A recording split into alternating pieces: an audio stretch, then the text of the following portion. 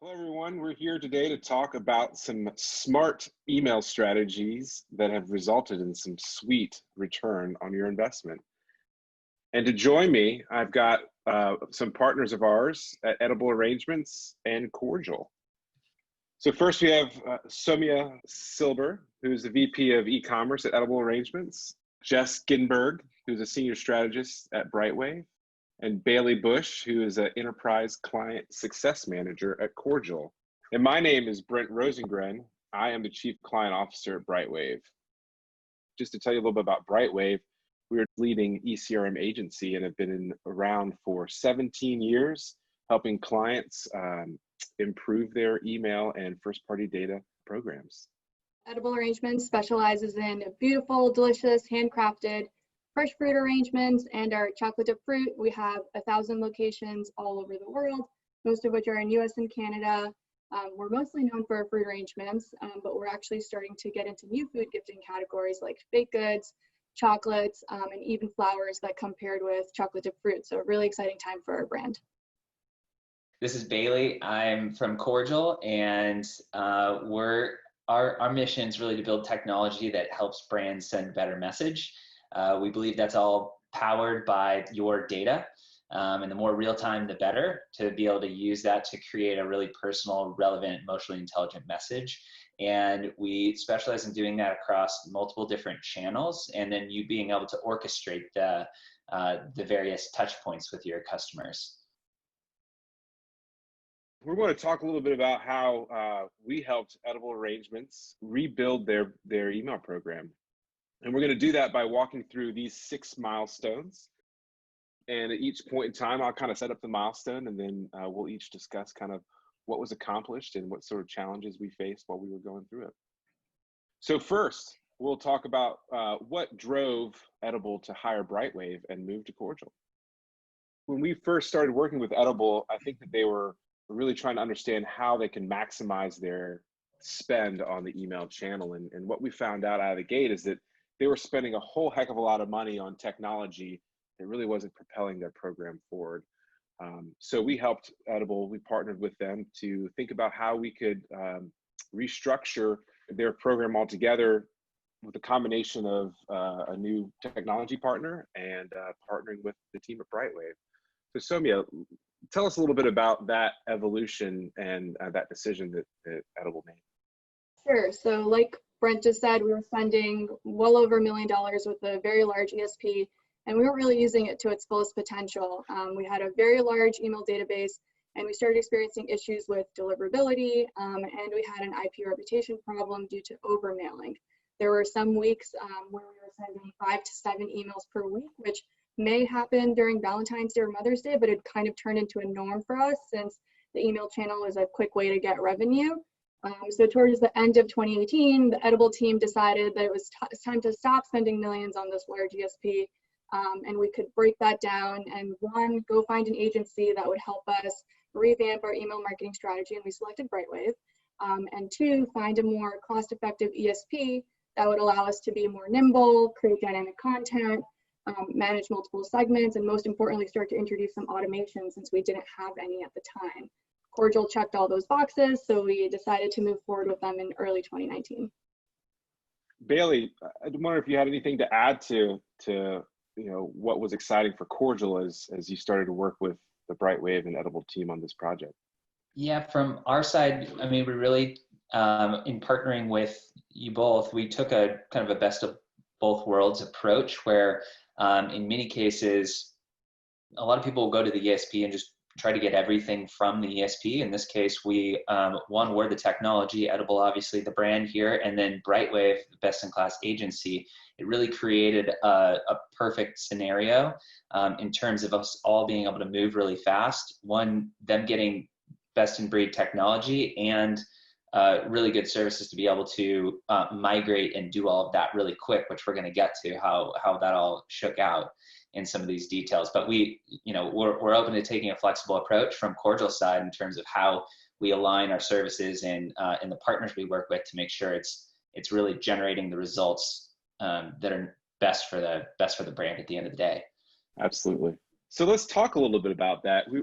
The next milestone we had here was Mother's Day, which, as everyone knows, is in May, and for Edible specifically, one of their big quote unquote Super Bowl events of the year. And so when we started to plan that migration, it was at the end of the year, and we knew that we were going to start off 2019 moving to a new platform, which involved a lot of planning. And we had to take into account the fact that we had Valentine's Day and Mother's Day coming in the first 5 months of the year. So we really had to buckle down and figure out how we were going to best transition while also continuing to drive revenue and sales and for the brand. So Bailey and Jess, I'd kick it to you and talk about a little bit of how we had to tackle that challenge. So I think that, when we were working with the team at Edible and Samia, we realized that we had a very small window between Valentine's Day and Mother's Day to migrate from the old ESP to the new ESP. So we spent most of the end of 2018 and the first month or two of 2019 really setting up the plan so that we could hit the ground running and accomplish the ESP migration in, I think, 6 weeks. Which was quite, it was a little bit aggressive, but we knew we could handle it. I would say that the biggest thing that we were trying to do is make sure that we had the stable IP before Mother's Day.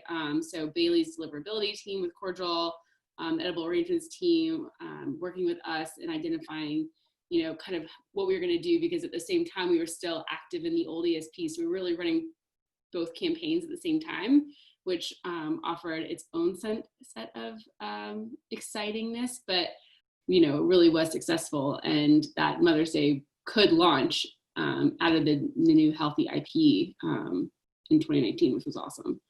I'd add that it's no small feat either.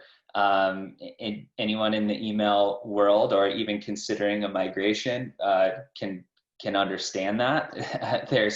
And that's what I do day to day. So I work with clients that are we're migrating them over. So I've seen this a ton of times, but something that is key, you mentioned, was one, deliverability. That's obviously was of critical importance here, because we can't have a successful Mother's Day if we can't get an email to the inbox.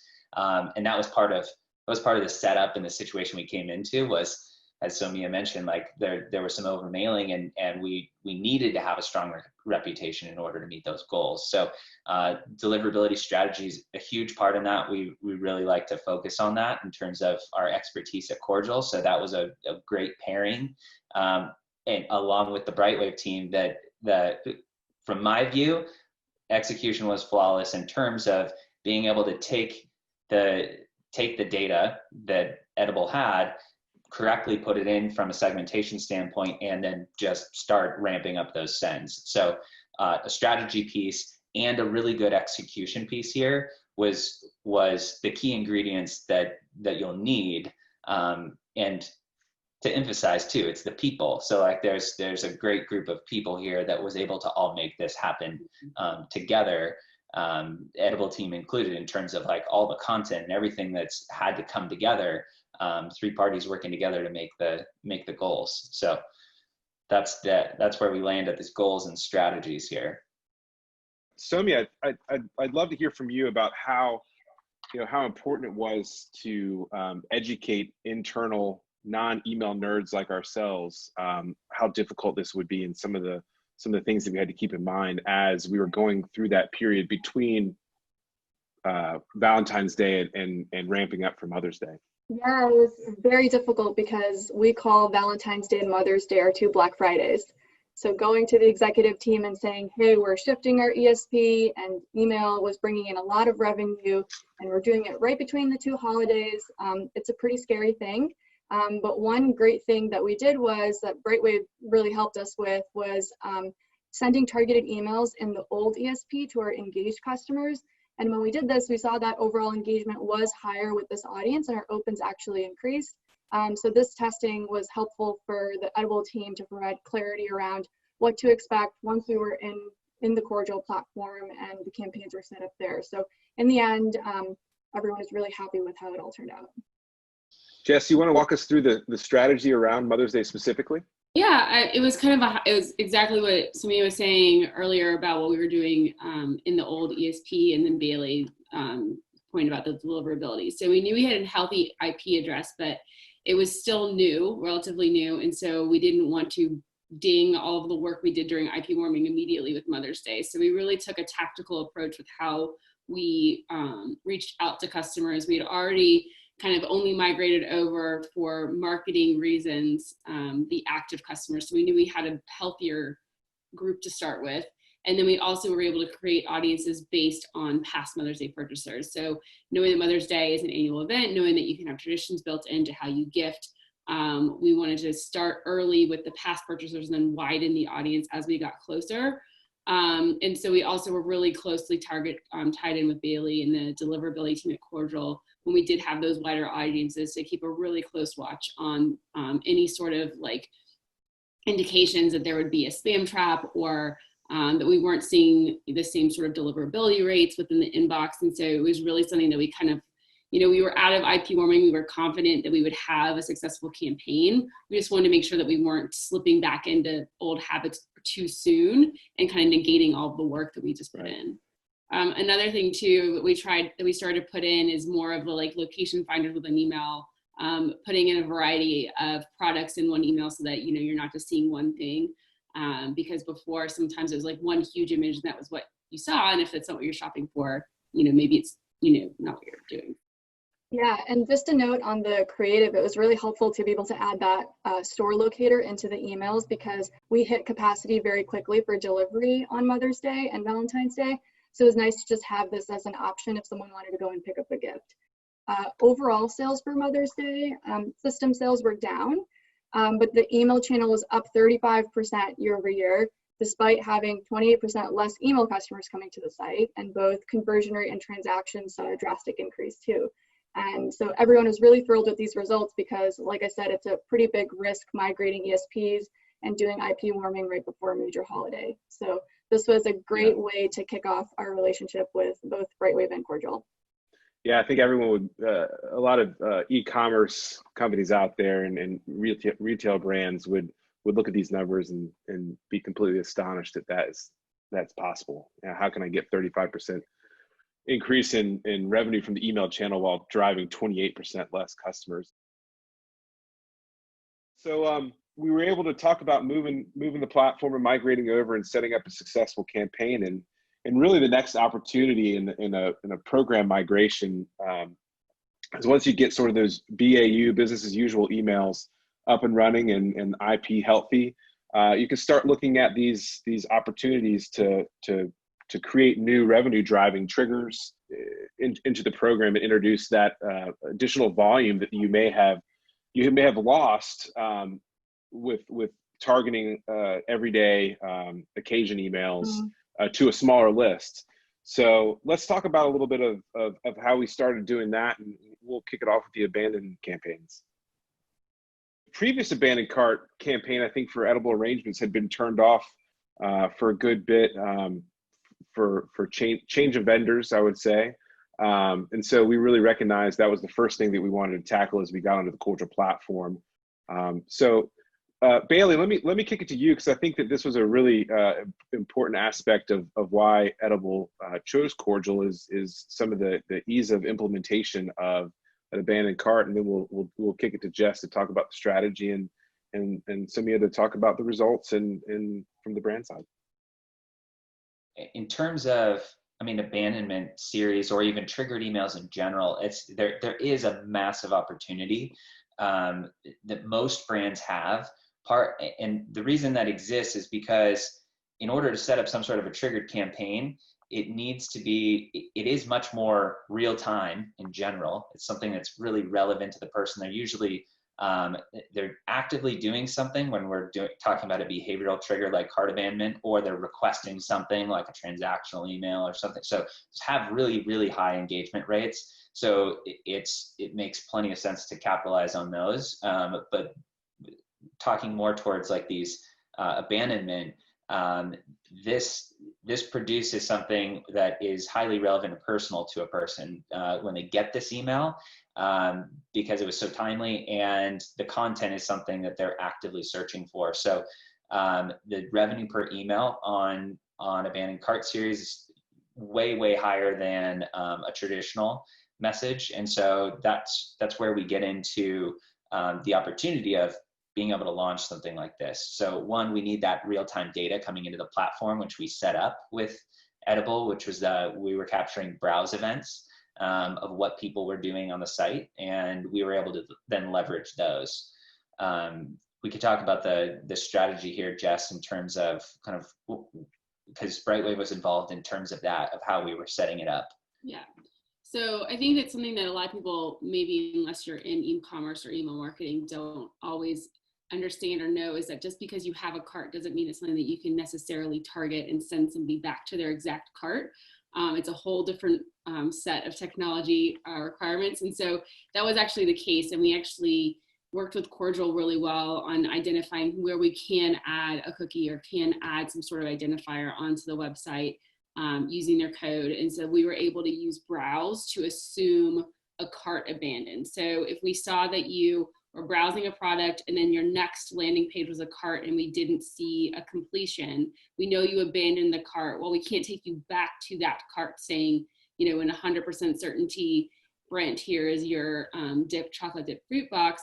We can say we know you were looking at this item. So we took the browse as a really strong indicator of what you abandoned and programmed that into the abandoned campaign. So that's only to say, like, personalization, I think sometimes people think like it's really hard, or, you know, oh, I don't have a cart, what can I do? There's always ways that you can use the technology and work with your partners on finding these kind of workarounds. So here's the creative. This is what we're talking about. Does this look familiar? Don't miss out. You know, we're kind of being very, we're being specifically vague about what's you might have left, knowing that it could be that you had something else in your cart. We also worked with Cordial to see how many searches we saw and how many different products you looked at as an average, so we could kind of say we feel confident that we know this is probably in your cart. So anyways, here's the multi-touch series. It's really, it's beautiful. I love how the images just kind of fade into the marble background. I'm not a designer, but I like to play one on Zoom meetings. So they just worked really well. And Bailey, do you have anything else you want to add about the technology for how we did the browse? Yeah, I mean, the nice part was we were able to be custom in what we were capturing. So one, we had a browse event, but we can also say this is really important to Edible. So we were able to capture several different properties, which are specific to us actually being able to execute this campaign, like capturing the product ID. So we can then go look that up and then serve that content, capturing other meta details about the URL that they were browsing and whatnot. So it's not just a generic browse event and we're kind of stuck with something. We were able to customize it and really pull this use case off, which is great. So yeah, how important were these abandoned emails to the business?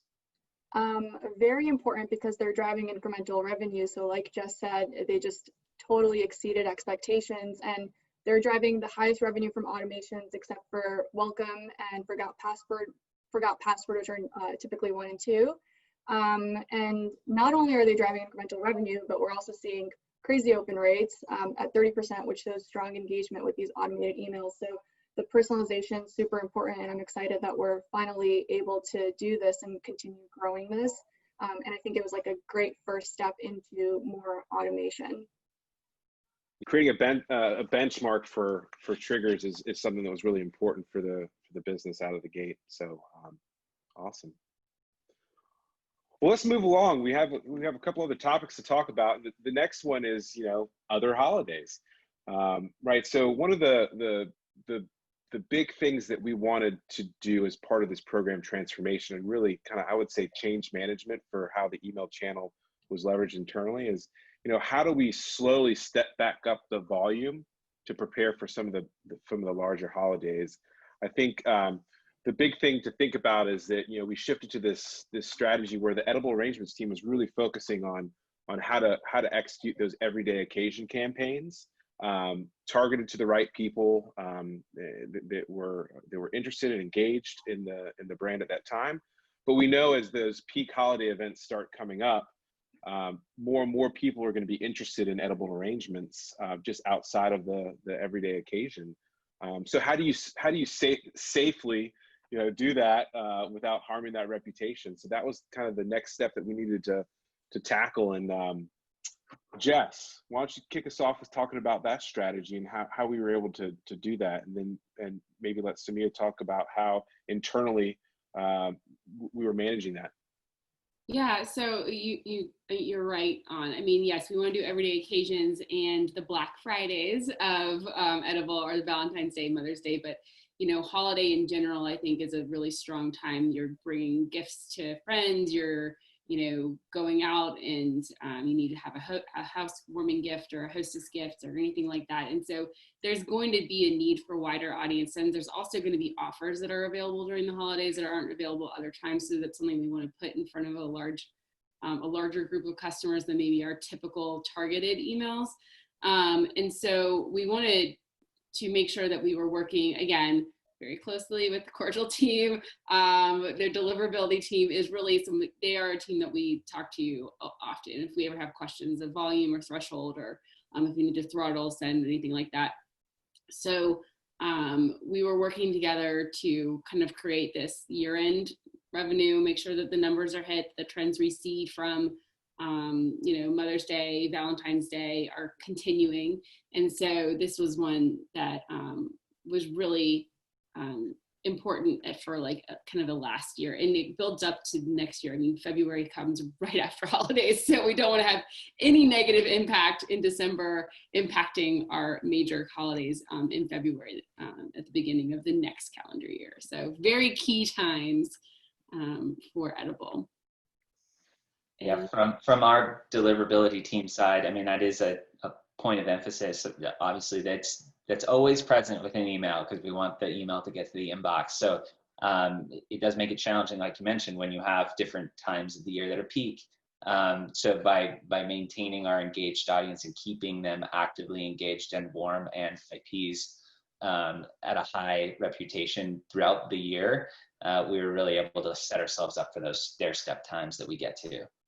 Why don't you walk us through the creative here and the campaign? Yeah, so holiday is really interesting because for Valentine's Day, it's more last minute purchases. So we do email leading up to Valentine's Day, but we can usually be in a secondary or tertiary spot until we get to the week of the holiday.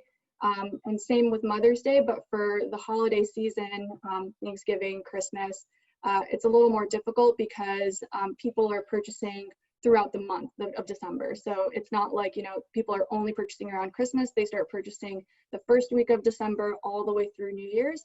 So we do need to send more frequently, which can be a little scary, and we'll get into why on the next slide. But yeah, this is our beautiful, creative, all mouth watering, the arrangement that's in the middle. That's actually one of our top performers, and we were really excited to have this campaign out. So revenue was up over 11%, transaction up almost 8%, conversion rate up 55%, and over 100,000 new subscribers, which is usually unheard of around holiday time. Usually we see a dip in subscriptions and a lot of unsubscribes. In December 2018, we sent the same number of emails as we did in 2019, and we actually saw a net loss of 70,000 subscribers. So this was really great news for us. So we ended 2019 on a high note and really set ourselves up for continuing the same play in 2020. Sending everyday campaigns and then targeting trigger campaigns that were focused on lifecycle messaging and in the moment interactions with the website and the brand.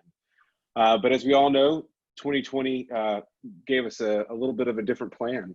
As the pandemic rolled around in February into March, things changed and the business started to change for Edible, and the priorities were shifting on a day-to-day basis. And what we want to talk about here is how the advantages that we had with Cordial and the investment that Edible had made the previous year into transitioning the program allowed for them to be really agile and nimble.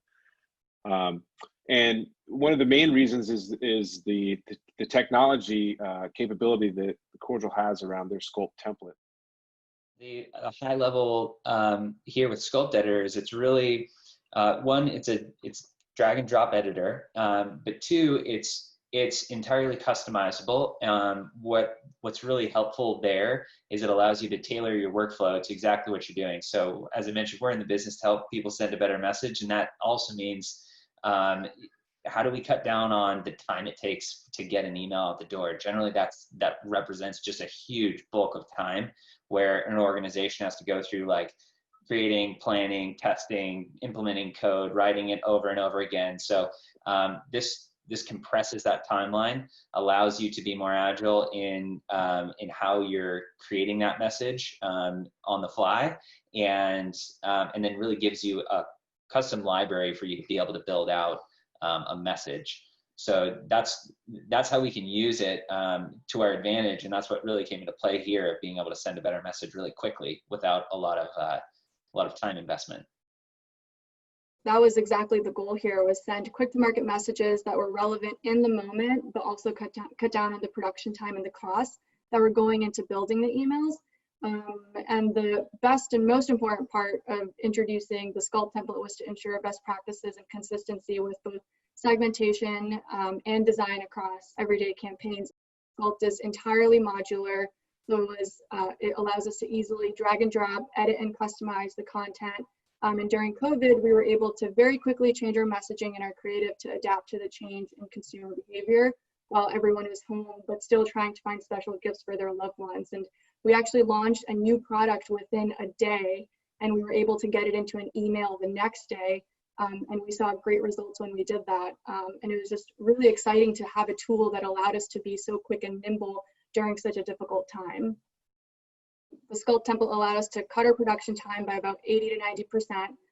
We were able to optimize our production dollars, and most importantly, we were able to continue growing our email channel during very uncertain times. So it was really nice for the business to be able to use email in a very different way, but also align it with everything that was going on, and continue to see improvements during such a difficult time.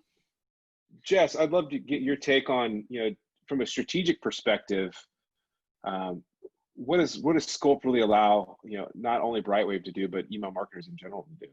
I think the production time is something that everybody gets hung up on when you hear that emails can take 6 to 8 weeks to get out the door. It requires a lot of pre-planning.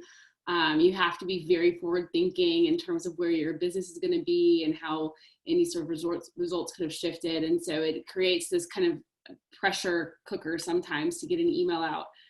When you have something like Sculpt that we can kind of use best practices within the template, give options for call to action buttons and fonts and colors. And so it still feels very, very unique and very, design friendly, but it's still modular and something that then I can, as a strategist, I can focus on larger campaigns. I can focus on some of the other bigger things that we're doing, as opposed to spending my time in the weeds doing the daily sends, which are really, they're revenue driving. And as long as the best practices are built in, to Simi's point, with the segments and with within the design set, it helps kind of free up the thinking time for other campaigns. Not that there's not thought that goes into all of the emails.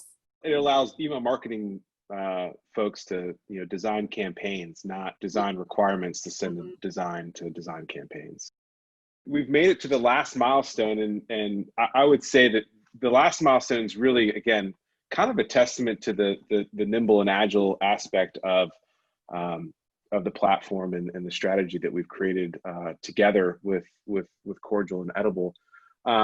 Because I think there are a lot of brands out there that are still just struggling with the day-to-day, as we continue through the pandemic and the changes in business that we have, because of some of those age-old production processes. We're just churning out campaigns, and now the idea is we're just churning out more. So what we've actually been able to do is continue our playbook, so to speak, and to start focus on some of those important revenue-driving triggers while the day-to-day just keeps going. So we want to highlight our bounce back campaign, which is another example of identifying a great life cycle and revenue driving trigger that not only meets the business need, but also answers customer expectations. So bounce back is really a reorder campaign that happens right after you make your purchase. So a lot of people might think that you just purchased, why would you retarget the same person? And I think that you can, as long as you acknowledge they just made a purchase and give them something that incentivizes them to make a repeat purchase. The goal for these campaigns is really that incremental revenue, especially for edible arrangements. We're trying to increase the number of transactions that somebody has in the year and go from maybe one purchase to two. It's a huge game changer in terms of overall revenue, and you can just repeat the same customer as opposed to always going out for new ones. And so we identified this as a really key campaign, I think, after abandoned cart for purchase behavior specifically. It was always a kind of a one-off send after Mother's Day to send a bounce back campaign for Mother's Day. Always super in return on investment. It had a great engagement rate, really good average order values. And so it's something that we wanted to do in general. So we worked with Cordial on the data side again and the edible arrangement side to really get the bounce back campaign in. So we could launch with kind of like an iterative version. So the first version is very much, we made a purchase, and so we want you to come back with this offer. In the future, the way we're building the platform and the data capabilities, we'll be able to say, you made a birthday purchase, or you made a purchase of this kind of product. And so we're able to kind of build on the program and build on the strategy as we get more success with it. And as we learn more about the trends within the audiences, what kind of offer to send. We have the capability to say, you had a delivery with your order, so part of your offer for the reorder will be delivery or in store, anything like that. So it's a really cool campaign to just kind of like build on itself. This one's really important to us as a business because we're trying to introduce Edible to our customers for more than just holidays. So today people think of us for Valentine's Day, Mother's Day, birthday, anniversaries, big ticket items, but we want people to shop with Edible for all of the little special moments too. So our new campaign that we launched this year is called Make Everyday Edible. So since we're so focused on increasing frequency with our existing customers, this campaign is a key component for the strategy and the business goal. We saw 40% open rates with a $95 AOV, which is well above the system AOV. And we're hoping to see this campaign continue to grow because, like I said, it's necessary for us to achieve our business objectives. And it's just getting started. This is brand new for us. Bailey, talk about, this seems really hard to execute in a platform, right? It depends. I mean, it can be if you don't have the data. Sure, like it'd be a hard thing to string together. But that's key. So like you have to have a platform where you have the data, which is, it sounds like that's basic, but in a lot of cases of legacy tech, your orders may be like way over there somewhere. So it takes a lot of planning to try to get the order and get them over here so we can actually execute a campaign today. Let's send all the people who just recently ordered something from us. So one, we have the data. Two, we were able to segment on it in a really great way. And then there's another neat little thing that's buried like way deep in the technical weeds here of this campaign, but I want to highlight because it's just a cool use case, which, and I think the brains of this came from Brightwave team too, is being able to, a key component of this is like somebody purchases something and they meant to say, sorry that your loved one died or something. You don't want to be saying, hey, reorder this product, because it's not necessarily like we're doing this at scale. So we have to remember that that's a key factor here, is taking into account, that's where that emotionally intelligent aspect comes in, where we don't want to be reaching out and sound like we're just this big personal, like impersonal machine that's sending emails. So we were able to parse out the categories, the categories of the orders. So it's like further details and segmentation of that when we're sending the message. But inside of that, we could also parse out the message to make sure that none of those things where it's like condolences, sorry for your loss of this, loved one, whatever, that those types of campaigns weren't making it out. And we were just reiterating the let's repeat this purchase again and engage with the brand in a emotionally intelligent way. So it's a great way that the Edible is doing this and driving more revenue, but also being really smart about how they're doing personalization at scale. Yeah, that's a great call out. Personalization at scale could sometimes get you in trouble. Well, this has been a phenomenal conversation. Just to kind of recap of what we talked about today. I mean, Edible made the decision to kind of rethink about their investment in the email program, and it started with investing in a strategic partner in Brightwave, and then ultimately landing with a new age technology partner in Cordial to replace a legacy technology, and all for about the same amount of investment dollars, and then winding our way through implementation during a really important time for the brand, and rolling out trigger campaigns after we get everything stable, and being able to talk about how the platform has allowed us to be nimble and agile during such a volatile time period in the business. Then continuing to move through the program, and identifying value driving and customer centric campaigns that drive the business forward. So all in all, I think a really great story to talk about, and I really appreciate Soumya, you trusting in Brightwave to partner with us, and it's been just a pleasure to work with you and your team. And Bailey, I think from the Cordial side standpoint, it's been one of the I would say the most fun partnerships that we've had over the past couple of years, and we absolutely adore working with that team, and I think the feeling's mutual. And Jess, just keeping driving our team forward and thinking about how we can make customer experience better for our clients has been wonderful. So thanks for the time today, and I really appreciate all your insights, and so thank you. Thank you, Brent. This is great. Thank you, Brent.